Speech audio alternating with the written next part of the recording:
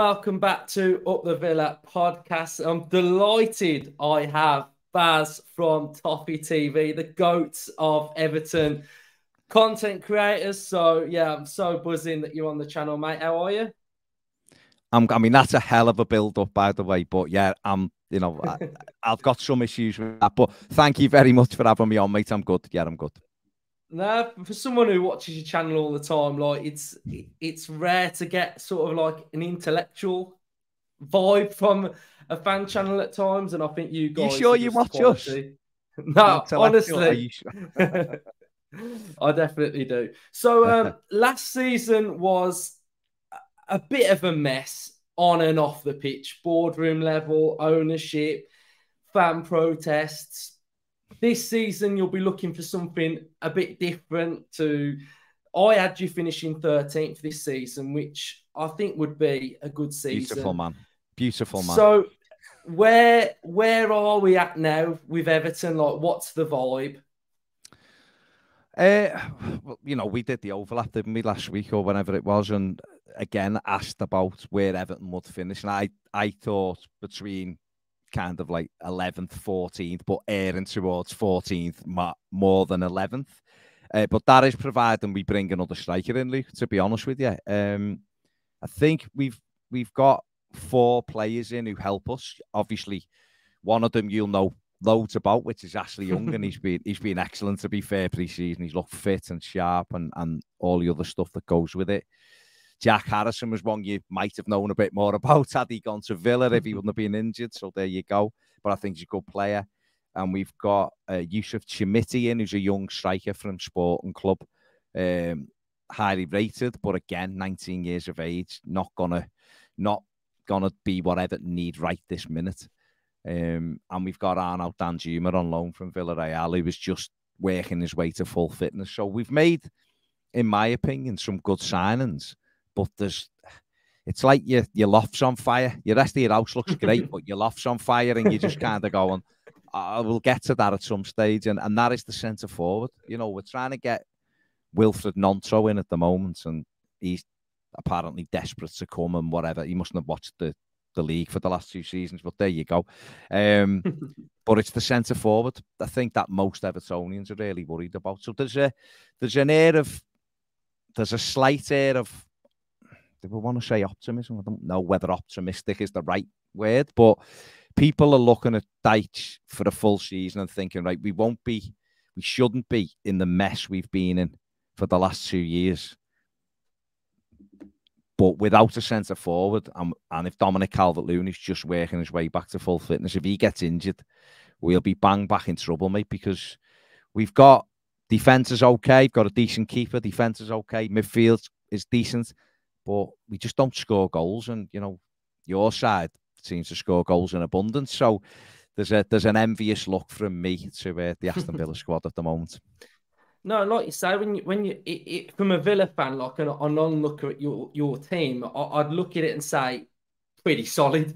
It's good defence, midfield with Onana, Decore, Adrisagana, who we used to have. It's a decent sort of midfield as well. But like you say, that player to put the ball in the back of the net. I watched, most of the highlights from your game against Fulham, and you were very unlucky not to win that game. And there were some really good chances, especially for Mopai as well. So I think, yeah, you're right. I think if you were to get that striker, it just makes the whole thing so much more easier, doesn't it? If you're finishing games off and, so you're moving into a new stadium at the end of the season as well.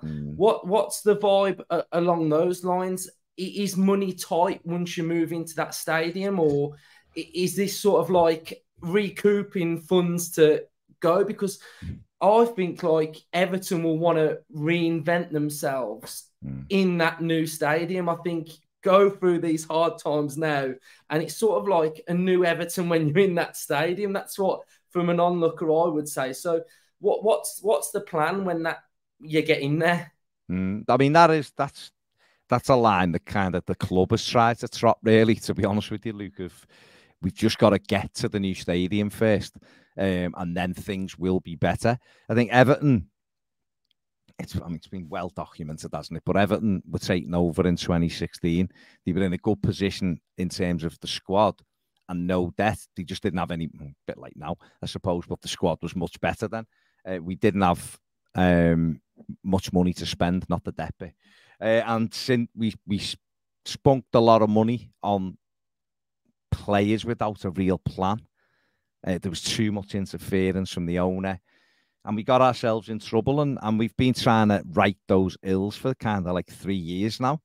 So if you look at Everton are thinking in, and I hate net spend because that's normally what our lovable neighbours quote time and time again. But if you do look at that net spend graphic, Everton for the last 5 years, Everton in the bottom three for it. So we have spent money, but we've also recouped a lot. And recently, the only money we've kind of spent has been money we've got back in. So when you see Chelsea about to hit the £1 billion mark in 12 months spending, which is just unbelievable, you look at the rest of us and go, like, how is that possible when there's such tight guidelines? I know Aston Villa, huge club, loads of respect for Villa. Seeing them with, doing a lot of stuff, but knowing that they're coming close to the wire as well now with spending. And then you look at Chelsea and you go, how are they continuing? And I know the revenues are bigger and places and finishing high up the table and all that for years, but it is frustrating. But for us, we have just got to get into the new stadium. There's supposed to be investment coming into the club any day now, whatever that means. And with the hope, I think, from most Evertonians that leads either to a full buyout from this American company, MSP, or it leads to them kicking it on to new owners who will come in and work more to a plan. But right now, what your view was of Everton Football Club is just that, get into this new stadium. And it won't be at the start of the season, by the way, Luke. It won't be finished till kind of like November time. So it may be like a mid-season move. So we might have another 2 seasons of this, like not hardship, but this thing of just trying to be as steady as we can. And it's not going to be exciting, but hopefully Everton will be all right. Yeah, so moving on then to like the football side of things, Fulham, you lost 1-0, like I said earlier. You created like some really good, decent chances in that game. So from last season, has Dyche tried to evolve it tactically a little bit, or is it still the same as last season? I don't know. Without being disrespectful to Sean Dyche, does he ever try to evolve it tactically? I'm not, but what I mean by that is he is what he is, isn't he? It's like expecting Unai Emery to do the opposite of what he's always done because there's some grumblings. I'm saying any Villa fans are grumbling, by the way, but I just mean looking at like his time at Arsenal and stuff and other places. Managers are very good at what they do. Emery's unbelievably tactician, fantastic tactician, brilliant manager. Me and Pedro would do this with being big admirers. We've wanted Everton to get him on a few occasions, to be honest. So, he's done brilliantly at Villa. But for Dyche, he will be, I'm hoping he does, because he'll never manage a bigger club than Everton. And I'm not saying that in any kind of arrogant way, but we still won the league title the 4th most times in history. There's a huge history of trophies and, very much similar to Villa. I look at Everton and Villa and to me, they're very similar. Big clubs, big fan base, should be right at the top fighting for the bet. I mean, you may well be now, but I just mean over the years. You've won a European Cup, for Christ's sake. So, it gets forgotten that in the new age. But for us and for Dyche, hopefully he will. Hopefully he'll get Everton to a steady level. And his core values, I don't have any issue with. Work hard for the shirt, battle and scrap for everything. No problem with that. But you do also have to use your subs, which he's not very good at. And have have those X factor players in the final third. They're the ones who cost the money, obviously, but that's what you have to do. And if he can get a hybrid of all of his values with that little bit of excitement, he'll do all right. Yeah, like you said earlier, it's the striker, isn't it? It just, if he had one of those, it might sort of unlock him to try and do something a little bit different at times, make you a little bit more like versatile in games as well. So Mm. moving on to the game on Sunday, then this feels like for the last couple of seasons, it's been Villa's first home game for like the last 3 or 4 seasons, and it's always ended with a victory to Villa. So, how are you feeling going into this game? I can't lie to you and say I'm feeling confident because I'm not. If Villa Park is not. I've had some fantastic times at Villa Park when I was a kid in semi-finals, and Everton, when he went on to win the league, won there. But our victories at Villa Park haven't been regular. Even when Everton had the upper hand over Villa, they weren't regular. We have won there, of course, we've had, but they've been a lot of tight. I remember so many tight games, 3-3s and stuff like that. But Villa it is a difficult place for us to go and play. Villa have just been beaten 5-1, as you know, by Newcastle, so I'm sure they're hating, and I'm sure Emery wants to get out and get at Everton. And I expect Everton to beat. I think it'll be a tight game, to be honest, mate. But your front players are very exciting. Moussa Diaby, someone Everton ummed and ahed over for the last 3 years, and his price got bigger and bigger, which meant eventually we couldn't afford him. I know that he's a quality player, and Ollie Watkins a love. And Buffett, Anthony Gordon not moving to Chelsea. He might have actually been wearing blue because Villa, he looked like he was on his way out of Villa under Steven Gerrard last August. So I'm expecting it'll be a really, really tough game. I think Villa will come with us trying to get this, unsettle us early on, and they are a good side. So we're going to have to go there and try to bore it a little bit to calm your fans down and maybe settle the game down a little bit. It's a tough game for Everton. I can't sit here and pretend it's anything else. But what I would say is, if we create the chances that we created on Saturday, surely we can't not score a game. Neil Maupay had the bet. Well, Neil Maupay on his own had a better XG than 8 clubs at the weekend in a game and didn't score. So the manager's going to have to come up with something different.